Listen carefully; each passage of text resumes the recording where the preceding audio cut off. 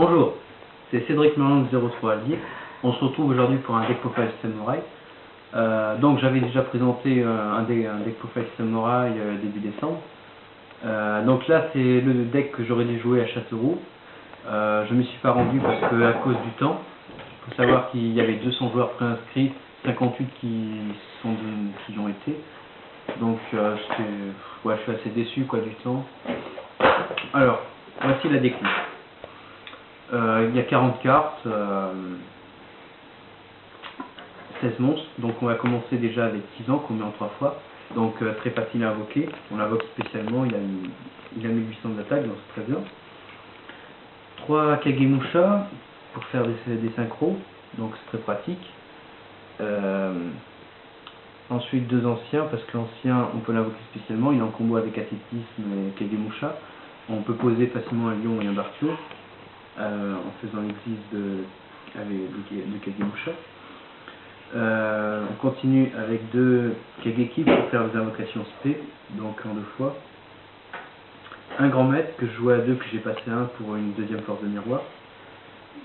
Ensuite on continue avec l'envoyé, qui est pour ascétisme avec Mizuo. Ensuite Enishi, donc Enishi très pratique parce qu'en bannissant 2 cartes de son cimetière samouraï, on peut renvoyer un monstre sur le terrain, dans la main de son propriétaire. Donc c'est un dispositif à lui tout seul. Ensuite Zanji et Hiro. Voilà. Pour les cartes magiques maintenant, on va mettre 3. Il y a 15 cartes magiques, donc 3 ascétisme. Ascétisme parce que c'est la carte du deck, on fait des invoques spé, on peut faire du synchro, des exils, voilà. Donc c'est très pratique à mettre en 3 fois. 3 unions parce qu'on accélère la pioche, donc ça est très pratique. Ensuite portail, toujours un avec la baniste, suivi de 2 dojo. Donc 1 c'est pas assez et 3 c'est trop, donc 2 c'est bien. Pour tutoriser, nous passons aux 2 signes fumée de chienne et au renfort de l'armée. Donc voilà quoi, pour aller chercher c'est très pratique. Pour les staples, j'ai mis un Monster Reborn, un Dark Hole et un Bookmoon. Pas et un Wisdom de Violent Orage parce qu'on a beaucoup de cartes magiques dans ce deck là, donc je préférais pas la mettre. Alors, ensuite, les cartes pièges. J'en ai 9, donc un Jugement Solennel qui est dans tous les decks, voilà, il n'y a rien à dire. 2 force de miroir, parce qu'à une c'était pas assez, donc c'est pour ça que j'ai enlevé un grand maître pour en mettre 2. Donc c'est une protection totale contre les monstres adversaires, j'ai rien à dire, c'est super fort. 2 avertissements divins pour contrôler les monstres adversaires avec 2 trappes sans fond. Un Starlight, donc j'ai mis un Starlight et j'ai pas mis de carte piège pour protéger le samouraï, je trouve que c'était inutile. Et puis Starlight c'est bien quoi, si on nous fait un violent orage, un Dark Hole, si un samouraï, on fait un Starlight, on va chercher Stardust. Et une technique à double 1 pour refaire des exis, par exemple si on a fait une exis en posant Excalibur, on pourra ramener les 2 monstres qui ont servi son invocation, c'est très fort. Ensuite, pour l'extra deck. Alors, j'en joue 15. Donc nous commençons bien sûr avec Technochimère. Pour contrer le deck Jardia, c'est vraiment très fort. Voilà, c'est une carte beaucoup jouée.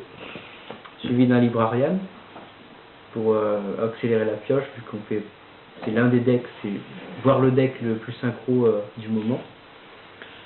Chienne, voilà, j'ai rien à dire, il est toujours un avec la baniste.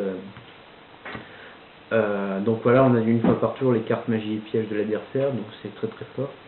Ensuite un lion, donc on meule 2 cartes et on annule l'effet d'une carte magie de l'adversaire, donc c'est très fort. Barthion, on bannit une carte et on annule l'effet d'une carte piège de l'adversaire, donc voilà, c'est très fort, donc avec Kagemusha on peut facilement les sortir.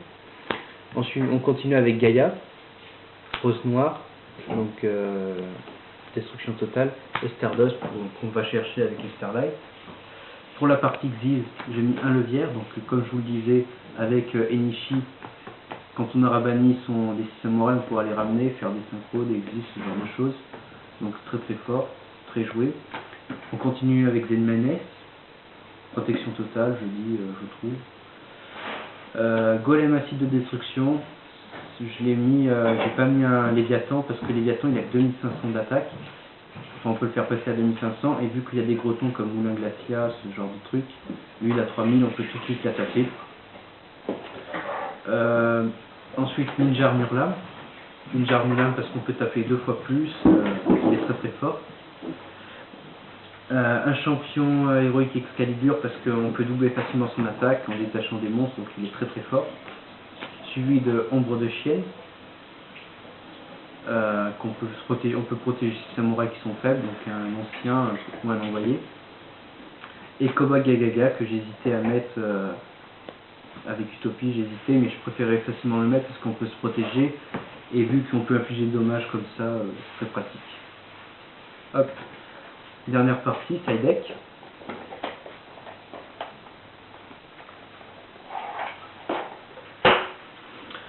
Donc le side deck, j'ai mis... Attendez. Donc pour le side deck, il y en a 15. Voilà. J'ai mis un Gore pour éviter les OTK. Donc Gore parce qu'il est très très fort. Voilà, que j'ai rien à dire. Une taupe pour lutter contre les grotons. Si on affronte un deck héros, on pourra envoyer les grotons héros, quoi. Un Morphosar que je trouve qu'il a très bien sa place dans le deck. On accélère la pioche du samouraï, donc c'est très très fort. Le Cyberdragon pour aller chercher la technochimère et justement lutter contre les Jarja. Kiko parce que lui on peut lutter contre les comment dire, contre les TAD, c'est-à-dire bannir 2 monstres dans le cimetière de l'adversaire pour empêcher qu'il l'invoque. Et vu qu'il a 1800 d'attaque, il est très bien dans ce deck. Corbeau Dédé parce que comment dire, Corbeau Dédé, si l'adversaire fait une fée aquatique jeunesse qui meule un monstre haut, on pourra faire le corbeau pour annuler l'effet des combos des monstres, c'est-à-dire il posera sa fée, il envoiera au cimetière un monstre à qui entend, et vu qu'ils font des combos comme ça, on se fait Corbeau Dédé et ça l'annule, donc très très fort. Maxé, alors j'en ai mis un dans le side deck et même pas dans le main deck parce que si on tombe contre un deck Shenburn qui n'a de somme, Maxé est d'aucune utilité, donc c'est pour ça que je préfère jouer en side et une fois parce que vu qu'on l'active une fois par tour. Rico, en meulant 3 cartes, on se débarrasse de n'importe quelle carte sur le terrain, donc c'est très très fort. Il est de plus en plus joué dans les side decks et je suis très content. 2 Typhon d'espace mystique, si on affronte un deck Shenburn, comme j'ai pas de carte pour détruire les cartes magie et pièges, donc on fait le Typhon comme ça avant qu'il termine son tour, donc voilà, ça nous permet de lutter contre les cartes dommages. Contrôle mental, si on affronte un deck haut qui a beaucoup de niveau 4 pour faire des exils, donc c'est très bien, ou des 5 coups. Feu d'avarice pour refaire les combos, quoi, pour se refaire une main. 2 combats de rivalité des seigneurs de guerre, parce que si on affronte des decks avec différents types comme les automates qui font des combos entre eux, il ne pourra que garder un seul type sur le terrain, l'adversaire. Donc et vu qu'on joue guerrier, nous ça nous avantage, donc on pourra avoir toute une meute, alors que lui pourra se retrouver avec juste un requin automate, donc c'est très fort. Et à la fin, je termine avec un CC de feu. CC de feu parce que par exemple si on affronte aussi un deck samouraï ou hiératique, vu qu'il pose 3-4 monstres facilement, on pourra infliger beaucoup de dommages à l'adversaire. Et enfin, on token Gore, voilà quoi, si on active l'effet de gorge, on peut l'utiliser. Si vous avez aimé cette vidéo, vous pouvez liker ma page Facebook, et si vous voulez la decklist, il y aura un lien en description de la vidéo. Donc voilà,